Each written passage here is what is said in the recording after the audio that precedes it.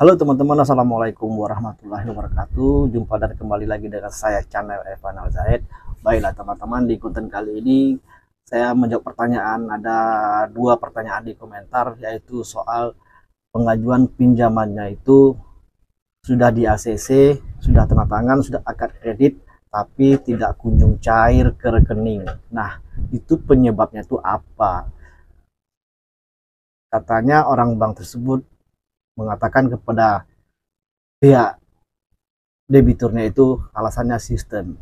Nah, sekarang gini teman-teman, kalian mengajukan pinjaman ke bank itu bank apa? Bank besar atau bank negara. Tidak mungkin gangguan sistem sehingga pencairan kalian itu dibatali atau ditunda. Itu alasan yang nggak logis menurut aku, atau tidak, atau mengada-ngada, karena tidak mungkin sesuatu sistem bank mencairkan pinjaman tersebut alasannya gangguan sistem. Nah, biasanya pengalaman yang terjadi jika debitur atau nasabah pengajuan pinjaman sudah akad kredit dan sudah tanda tangan perjanjian, terus pinjamannya itu tertunda cair, itu penyebabnya biasanya itu yang sering terjadi, yang saya alami, ada kekurangan berkas ataupun tiba-tiba terbaca nama kalian di slik OJK yang belum tuntas, atau juga ada bermasalah di SIKP teman-teman. Nah, itu yang pengalaman yang sering terjadi. Kalau alasannya itu sistem, itu kemungkinan kecil banget, karena sistem bank itu tidak selemah itu.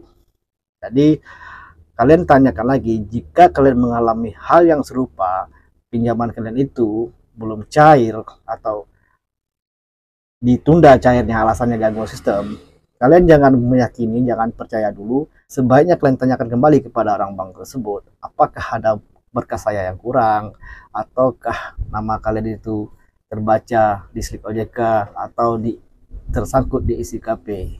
Nah, tapi kemungkinan besar yang saya alami itu pastinya itu nama kalian tercatat di B-Checking. Nah, makanya di saat proses pinjaman, lagi dalam proses di bank itu, kalian jangan melakukan pinjaman dulu atau kredit barang-barang apapun. Nah, terkadang orang bank ini memang dari awal pengajuan mereka melakukan pengecekan slik OJK atau B-Checking. Dilihat aman nama kalian. Nah, di saat pencairan nanti atau mau dicairkan uangnya, mereka terkadang, bukan terkadang, malah keseringan juga mereka melakukan pengecekan B-Checking kembali. Nah, mungkin di dalam proses itu kalian mungkin entah mencicil barang rumah tangga atau kredit perabot rumah tangga, atau juga kalian entah melakukan pinjol, langsung terbaca di sistem bahwa kalian itu melakukan pinjaman di tempat lain. Jadi bisa-bisa itu dibatalkan atau ditunda pencairannya. Itu yang sering terjadi teman-teman. Kalau gangguan sistem itu tidak mungkin. Nah, itu yang pertama. Yang kedua, ada yang mengatakan saya mengajukan pinjaman di sebuah bank, terus sudah cair, tapi cairnya itu bertahap. Sementara dananya itu saya butuh untuk modal usaha. Nah, ini saya tahu banknya apa, tapi saya nggak menyebutkannya. Memang sering terjadi hal seperti itu. Saya sarankan kepada kalian, kalian jangan mau dibilang dana kalian itu dicairkan bertahap. Sebaiknya itu kalian minta semua, karena itu menurut saya aturan yang dibuat sendiri oleh bank itu. Namanya kita sudah pengajuan pinjaman dan sudah ACC dan sudah akad kredit, seharusnya sudah cair semua dong.